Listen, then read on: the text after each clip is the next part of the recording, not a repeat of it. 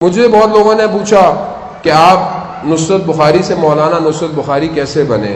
تو کہانی تو بہت طولانی ہے، لیکن ایک حصہ جس نے مجھے بہت سوچنے پر مجبور کیا اور پھر مجھے اس مقام پر وہ چیز لے کر آئی۔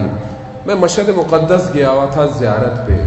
وہاں زیارت پر جب میں گیا تھا مولا کے پاس، تو انسان اپنی دعائیں مانگتا ہے۔ میں جہاں ٹھہرا ہوا تھا وہاں پر ہمارے ساتھ ایک فیملی بھی تھی جو ماشاءاللہ آج تک ہمارے دوست ہیں۔ ان کی چھوٹی سی بچی تھی 3 سال کی، جو کہ آج بہت بڑی ہو گئی ہے ماشاءاللہ۔ ان کے پاس کوئی کتاب تھی، کتاب کا خلاصہ تھا۔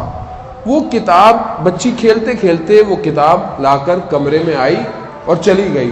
میں جب کمرے میں آیا تو میں نے دیکھا کہ کتاب رکھی ہوئی ہے۔ اس کتاب پہ کیا لکھا تھا؟ امام زمانہ کے اصحاب کی خصوصیات۔ میں نے جب وہ کتاب دیکھی تو میں نے اس کے ورق پلٹے تو مجھے ایک 5ویں امام باقر علیہ السلام کی حدیث ملی۔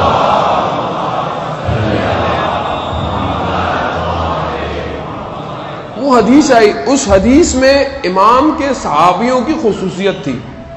یہ ایسے ہوں گے کہ جو قدم بڑھائیں گے تو ان کا اگلا قدم مدینہ میں ہوگا، یہ آسمانوں پہ پرواز کرتے ہوئے جائیں گے، یہ اشارہ کریں گے تو درخت اپنی جگہ چھوڑ دے گا۔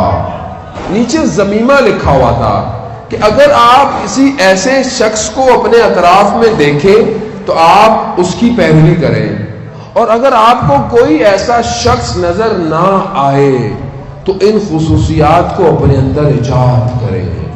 بس یہ وہ تحفہ تھا جو مجھے امام رضا نے دیا۔ میں سوچنے پر مجبور ہو گیا کہ میں ان خصوصیتوں کو اپنے اندر پیدا کروں۔